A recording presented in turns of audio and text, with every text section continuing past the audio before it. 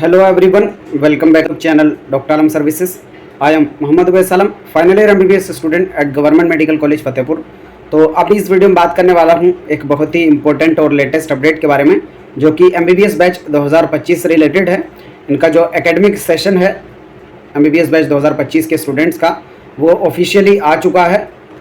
और क्या डेट्स हैं, क्या टाइमलाइन है, क्या चीज़ें आपको ख़रीदनी चाहिए कॉलेज पहुंचने से पहले, किन चीज़ों का ध्यान रखना चाहिए, इस चीज़ के बारे में बात करने वाले हैं। जो लोग भी चैनल पर नए हैं वो चैनल को सब्सक्राइब करें, वीडियो को लाइक करें और अपने फ्रेंड्स में ज़रूर शेयर करें। आपको हर एक काउंसलिंग का अपडेट्स और उसके साथ ही MBBS करिकुलम का या मेडिकल फील्ड से रिलेटेड कोई भी अपडेट आता है तो इसी चैनल पर मिलेगा। तो आप चैनल के साथ बने रहें, चाहे NMC की तरफ से कोई अपडेट आए या फिर आपकी यूनिवर्सिटी की तरफ से।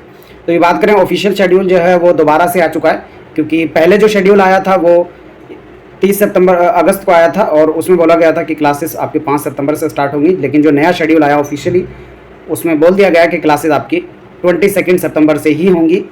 और उसके साथ ही कुछ स्टूडेंट का डाउट था कि BDS का क्या हाल है, उसका कोई नोटिफिकेशन आया है या नहीं।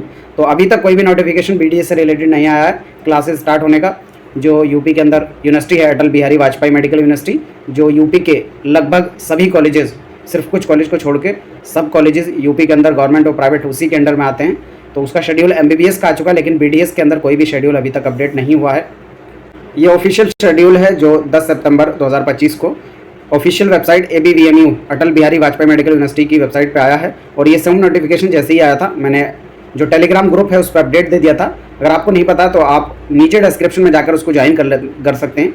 जो फ्री मेडिकल लाइब्रेरी का ग्रुप हमने बनाया है, उसमें ऑलरेडी लगभग 2000 के आसपास तक स्टूडेंट होने वाले हैं।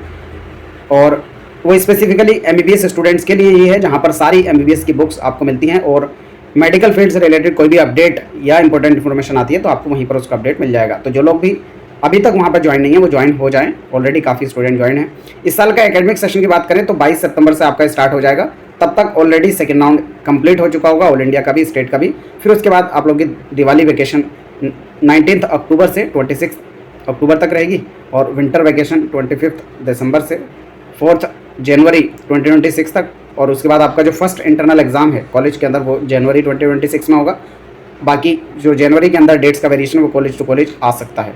इंटरनल एग्ज़ाम जो सेकंड होगा, क्योंकि 2 इंटरनल एग्ज़ाम होते हैं आपके एक साल के अंदर, वो फर्स्ट वीक ऑफ मई 2026 में होगा। समर वैकेशन 1 जून टू 15 जून 15 दिन की रहेगी। और फिर आपका जो प्री यूनिवर्सिटी एग्ज़ाम है, फाइनल एग्ज़ाम से पहले प्री यूनिवर्सिटी एग्ज़ाम होता है, वो फर्स्ट वीक ऑफ जुलाई में होगा। और फाइनल जो आपके एग्ज़ाम है यूनिवर्सिटी के, वो अगस्त 2026 में होंगे। तो ये पूरा एक साल का एकेडमिक कैलेंडर है जो ऑफिशियली यूनिवर्सिटी की तरफ से निकाला गया है। हर साल का अलग अलग कैलेंडर आता है यूनिवर्सिटी की तरफ से, और पूरे कोर्स का एक साथ पूरा शेड्यूल NMC की तरफ से आता है, नेशनल मेडिकल कमीशन की तरफ से। लेकिन अभी तक इस साल का जो कैलेंडर है MBBS बैच 2025-26 के लिए, जो पूरा 5.5 साल का होता है कि कब से स्टार्ट होकर कौन सा ईयर कब खत्म होगा, क्या टाइमलाइन रहेगी, वो अभी NMC की तरफ से आना बाकी है। लेकिन यूनिवर्सिटी की तरफ से फर्स्ट ईयर का एकेडमिक कैलेंडर आ चुका है यूपी का। और हरियाणा का भी मैंने पहले दिखाया था, वो भी ऑलरेडी आ चुका है। उनका भी एकेडमिक सेशन जो है 22 से ही स्टार्ट होगा। तो आप मान के चल सकते हैं पूरे इंडिया के अंदर लगभग सभी कॉलेजेस का एक साथ ही होता है, तो लगभग सबका 22 सितंबर से स्टार्ट हो जाएगा। बाकी जो अदर क्वेरी BDS वालों की थी, तो ऑलरेडी मैं बता चुका हूँ कि BDS का भी कोई भी अपडेट वेबसाइट पे अवेलेबल नहीं है। और जब तक ये आपकी क्लासेस स्टार्ट होंगी, ऑल इंडिया और स्टेट दोनों का आपका सेकेंड राउंड जो है उसका रिजल्ट आ चुका होगा। तो उससे आप डिसाइड कर पाएंगे। अगर आपको कॉलेज अपग्रेड होकर मिल गया तो आप नए कॉलेज में एडमिशन लेकर नई जगह जाएंगे, और अगर अपग्रेड नहीं होता है तो जो पुराना कॉलेज है उसी में आप पढ़ाई शुरू कर सकते हैं। अगर आप आगे थर्ड राउंड में अपग्रेडेशन में जाना चाहते हैं, तब भी जो आपको कॉलेज मिला उसमें जाकर आप क्लासेस स्टार्ट कर सकते हैं 22 सितंबर से।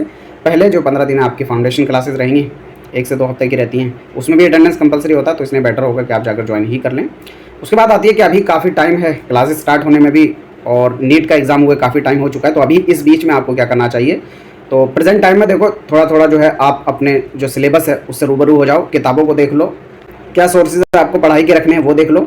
और मैंने एक लाइब्रेरी बनाई है, E-लाइब्रेरी, उसका आप एक्सेस ले सकते हैं। नीचे पिंड कमेंट में और नीचे डिस्क्रिप्शन बॉक्स में आपको उसका लिंक मिल जाएगा। अगर अभी तक आपने ज्वाइन नहीं किया है तो उसको ज्वाइन कर लें। आपको हर एक सब्जेक्ट की जो स्टैंडर्ड बुक्स हैं या जो इंटरनेशनल बुक्स हैं, मतलब इस एक सब्जेक्ट के अंदर जो आपको बुक्स पढ़नी चाहिए वो सारी वहाँ पर मिल जाएंगी। और उसके साथ ही अलग अलग कोचिंग्स के जो नोट्स हैं उनको भी प्रोवाइड करने की कोशिश करेंगे हर एक ईयर के। और जो मेडिकल के अपडेट्स हैं, चाहे वो NMC की तरफ से हो, आपकी यूनिवर्सिटी की तरफ से, वो रेगुलरली आपको वहाँ पर मिलते रहेंगे और बिल्कुल फ्री ऑफ कॉस्ट है। आप लोग जाकर वहाँ पर ज्वाइन कर सकते हैं। और अपने फ्रेंड्स को भी आप खुद से ऐड कर सकते हैं, क्योंकि वो ग्रुप तो जो है प्राइवेट है, लेकिन आप किसी दूसरे स्टूडेंट को अगर ऐड करना चाहें तो आप ऐड कर सकते हैं। ऐड करने की वहाँ पर परमिशन अवेलेबल है। ठीक है, उसके बाद आती है कि स्टूडेंट जो कॉलेज जाने का सोच रहे हैं, लगभग मेजॉरिटी स्टूडेंट का क्लियर हो गया होगा, या तो कॉलेज मिल चुका होगा या फिर लगभग उनका क्लियर होगा कि उनकी कट ऑफ जो है वो ऐसी है ऑल इंडिया रैंक कि उस पर कॉलेज उनको मिल ही जाएगा। तो ऐसे स्टूडेंट को अभी आगे कि क्या क्या चीज़ें खरीदनी चाहिए, या जिनका एडमिशन कंप्लीट हो चुका है तो वो कॉलेज में जाने की तैयारी कर रहे होंगे, तो क्या चीज़ें उनको खरीदनी चाहिए या नहीं खरीदनी चाहिए, उस पर हम बात करेंगे। तो सबसे पहले देखो, पूरी चीज़ों में दो चीज़ में यहाँ पर डिवाइड कर लिया। एक है कंपलसरी चीज़ें, यानी वो आपके पास होनी ही होनी चाहिए, और दूसरा है ऑप्शनल, यानी आपके ऊपर डिपेंड करता है, वो स्टूडेंट टू स्टूडेंट डिपेंड करेगा, मतलब कि उसको आप लेना चाहते हैं या नहीं लेना चाहते हैं, बिना उसके भी आप काम चला सकते हैं। लेकिन कंपलसरी चीज़ों में वो चीज़ें कि आपको वो लेनी ही पड़ेंगी एट द एंड, अगर आप पढ़ रहे हैं तो किसी भी कॉलेज में। ठीक है, और यहाँ पर सिर्फ और सिर्फ जो पढ़ाई से रिलेटेड चीज़ें मैं उन्हीं को डिस्कस कर रहा हूँ। बाकी जो आपकी रोज़मर्रा यानी डेली लाइफ में जो भी चीज़ें यूज़ होनी है वो तो आप अपने आप से देख ही सकते हैं। सिर्फ जो पढ़ाई और मेडिकल फील्ड से रिलेटेड है वही मैं यहाँ पर बताने वाला हूँ। तो सबसे पहली चीज़ तो आती है एप्रन और वाइट कोट। तो क्या अभी आपको ये बनवा लेना चाहिए? तो अभी आप इसको मत बनवाना, क्योंकि आप जिस भी कॉलेज में जाएंगे या फिर अपग्रेडेशन होगा तो कॉलेज के हिसाब से एप्रन या वाइट कोट बनता है। आप रैंडम ना बनवाएं, क्योंकि मोनोग्राम कॉलेज का रहता है, लोगो बना रहता है, तो हर एक कॉलेज का अलग अलग एप्रन रहता है, आपको वहीं जाकर कॉलेज में बनवाना चाहिए। अभी उसको मत बनवाना, लेकिन ये कंपलसरी चीज़ है, आपको लेना ही होगा। दूसरा था फॉर्मल ड्रेस। तो हर कॉलेज में एक अपनी खुद की फॉर्मल ड्रेस चलती है, जो भी आपको कॉलेज अलॉट हुआ है वहाँ के सीनियर से आप जो है पता कर सकते हैं। जैसे हमारे कॉलेज फतेहपुर में क्या चलता है कि फॉर्मल ड्रेस आपको वाइट पहननी है पूरे फर्स्ट ईयर के अंदर, वाइट शर्ट, वाइट पैंट और फॉर्मल शूज़ रहने, स्पोर्ट्स वगैरह के नहीं चलते हैं, और ना ही जीन्स पहन सकते हैं। ऑब्वियसली क्लास में तो पूरे मेडिकल फील्ड में ही, इसमें सिर्फ फर्स्ट ईयर की बात नहीं है, चाहे second, third year, final year या फिर पीजी में ही पहुंचाओ तो सिर्फ फॉर्मल ड्रेस ही पहनते हैं। लेकिन फर्स्ट ईयर में ऐसा है कि आपको वाइट पहनना है, और उसके बाद एप्रन जो है वो कॉलेज के हिसाब से बनी है, तो कॉलेज में आकर ही बनवाना। बुक्स जो है वो एटलीस्ट आप परचेज कर लेना जो स्टैंडर्ड वाली हैं। जैसे एनाटॉमी के अंदर बीडीसी चलती है, बीडी चौरसिया या विश्राम सिंह, दोनों में से कोई भी एक का सेट कम से कम ले सकते हो, जो हर एक स्टूडेंट के पास होनी चाहिए, क्योंकि देखो कम से कम एक स्टैंडर्ड बुक तो आपको पढ़नी ही पड़ेगी। और उसके बाद आती है बात स्टेथोस्कोप की। तो ये भी एक कंपलसरी चीज़ आपको लेना ही पड़ेगा, भले ही शुरू में आपको ज़रूरत ना पड़े, लेकिन लास्ट में फर्स्ट ईयर के एंड तक आपको लेना ही पड़ेगा, क्योंकि जो पंचतंत्र है वो रिक्वायर्ड होता है आपके फिजियोलॉजी के प्रैक्टिकल में, जिसमें 5 चीज़ें होती हैं: torch, measuring tape, tuning fork जो 256 या 512 हर्ट्ज वाली होती है, हैमर और स्टेथोस्कोप। तो ये सारी चीज़ें, बुक्स और ये जो इंस्ट्रूमेंट्स हैं आप ऑनलाइन भी मंगा सकते हैं, उनका लिंक नीचे डिस्क्रिप्शन में भी आपको मिल जाएगा, या कोई ऑफिशियल बुक मतलब फिजिकली जाकर किसी भी बुक से आप बुक स्टोर से या फिर जितनी भी शॉप रहती है वहाँ से जाकर आप खुद से भी खरीद सकते हैं, ऑनलाइन भी मंगा सकते हैं। फिर आता है फिजियोलॉजी के लिए कुछ प्रैक्टिकल के इंस्ट्रूमेंट्स हैं, जैसे लेंसेट इसमें चाहिए होगा, कॉटन और स्प्रेड और ग्लास लाइट। अभी अगर नहीं मिलेंगे तो चलेगा, लेकिन कॉलेज में जब आप फिजियोलॉजी का प्रैक्टिकल करेंगे तो उस टाइम पर आपको इसकी ज़रूरत पड़ेगी। ठीक है, फिर बात आता है कि ऐसी चीज़ें जिनको आप लेना चाहें तो ले सकते हैं, कंपलसरी नहीं है, वो स्टूडेंट टू स्टूडेंट वेरी करेगा। जैसे कोचिंग प्लेटफॉर्म, तो अभी तो कई सारे कोचिंग प्लेटफॉर्म पिछले 2-3 साल के अंदर इतने सस्ते आ गए कि फर्स्ट ईयर में ही मेजॉरिटी स्टूडेंट ले लेते हैं, और काफ़ी आसान रहता है कि कम समय में ज़्यादा सिलेबस को अच्छे से आप वहाँ पर समझ सकते हैं, और जो कुछ टॉपिक छूट जाते हैं तो उसको भी कवर कर लेते हैं। तो इसमें अगर सस्ते में देखना है तो PW मेडेट, क्योंकि फर्स्ट ईयर का ही इसका जो सब्सक्रिप्शन है लगभग 4 से 5 हज़ार के बीच में रहता है, ऑफर चलता है तो 4200 के आसपास, अदरवाइज़ 4500, 4700 या 5000 के अंडर में ही रहता है पूरे साल का। और उसमें आपके जो फर्रे रहते हैं, मतलब नोट्स भी प्रोवाइड करते हैं, और उसके बाद पूरी 1 साल की कोचिंग भी, तो कम अमाउंट में ये अवेलेबल है 1 साल के लिए। तो स्टूडेंट ज़्यादातर फर्स्ट और सेकंड ईयर में PW मेडेट को मेजॉरिटी स्टूडेंट ले रहे हैं प्रेजेंट टाइम में। अदर जो कोचिंग प्लेटफॉर्म्स है उसमें प्रेप लैडर है, मैरो है, लेकिन इनकी दिक्कत ये है कि महंगे सब्सक्रिप्शन इनके रहते हैं, स्पेशली मैरो का आपको 3 साल का ही लेना पड़ेगा, जो कि लगभग 60,000 का पड़ता है। तो और शुरू में लेना मुझे नहीं लगता कितना वर्थ इट होगा, क्योंकि शुरू में स्टूडेंट को थोड़ा मज़ा भी करना होता है, कॉलेज में जाके डायरेक्टली पढ़ाई पर, मतलब कॉम्पिटिशन माहौल में स्टूडेंट एकदम नहीं जाना चाहता। तो इसलिए ये सस्ता वाले जो प्लेटफॉर्म्स हैं, हालांकि स्टैंडर्ड क्वालिटी वहाँ पर मिल रही है, ऐसा नहीं है कि क्वालिटी के साथ कंप्रोमाइज़ है, क्योंकि सस्ता रहता है और 1 साल का आप अगले साल दोबारा से मन करे तो उसी का ले सकते हैं, अच्छा ना लगे तो किसी दूसरी में शिफ्ट भी कर सकते हैं। बाकी जो लोग प्लेटफॉर्म अगर लेना चाहते हैं कोचिंग का प्लेटफॉर्म, तो मेरा कूपन कोड यूज़ कर सकते हैं MOHDM7, ये PW मेडेट में भी चलेगा और प्रेप लैडर में भी, क्योंकि इन दोनों का ही मैं कैंपस एम्बेसडर हूँ। इसका अगर आप कूपन कोड यूज़ करेंगे तो एक्स्ट्रा 5% तक का डिस्काउंट आपको मिल जाएगा।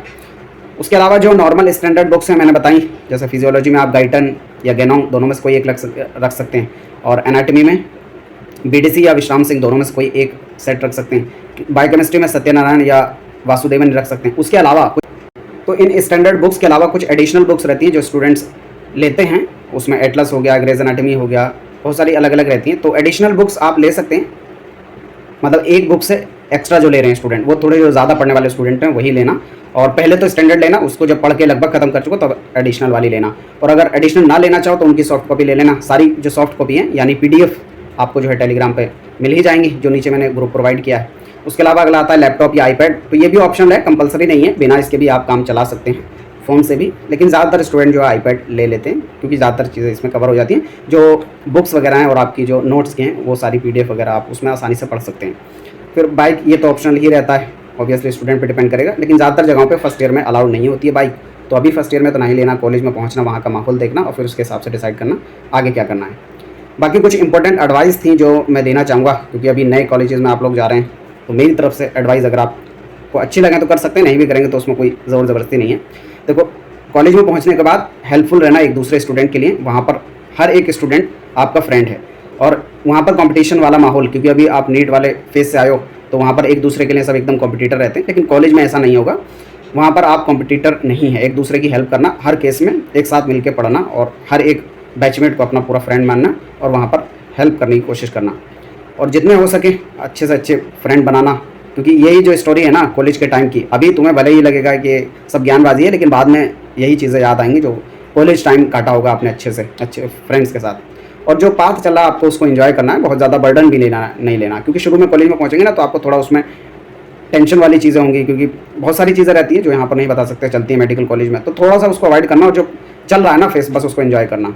और जो एक्स्ट्रा करिकुलर एक्टिविटीज़ हैं उसमें बहुत ज़रूर पार्टिसिपेट करना, एटलीस्ट फर्स्ट ईयर और सेकंड ईयर में, क्योंकि शुरू में ही 1-2 साल स्टूडेंट जो है एक्स्ट्रा करिकुलर एक्टिविटी में इन्वॉल्व रहता है, फिर उसके बाद तो वो अपनी पढ़ाई और फिर उसके बाद सिर्फ क्लासेस और अपना रूम, बस उसी में बंद के रह जाता है, बहुत ज़्यादा एक्स्ट्रा करिकुलर स्टूडेंट नहीं हो पाता। तो फर्स्ट ईयर सबसे अच्छा ऑप्शन होता है, तो इसमें आप लोग रहना। अब एक्स्ट्रा करिकुलर हर एक स्टूडेंट के लिए अलग अलग हो सकती है, कोई स्पोर्ट्स में है तो वो अपना स्पोर्ट्स को जो है रेगुलरली खेलता रहे, देखो टाइम निकालेगा स्टूडेंट तभी उसके लिए बनाएगा। कोई सिंगर है, पोइट्री करने वाला स्टूडेंट है, तो हर एक का अपना अलग अलग हो सकता है। कुछ हो सकता है कि स्टूडेंट रिसर्च वाले हों, तो रिसर्च का भी ऑप्शन आपको मिलता है यूजी के अंदर ही। एक नाम मैं बता देता हूँ, ICMR होता है, Indian council of medical research, ये यूजी में भी रिसर्च निकालती है और पैसा भी मिलता है जिनका आर्टिकल इसमें पब्लिश होता है।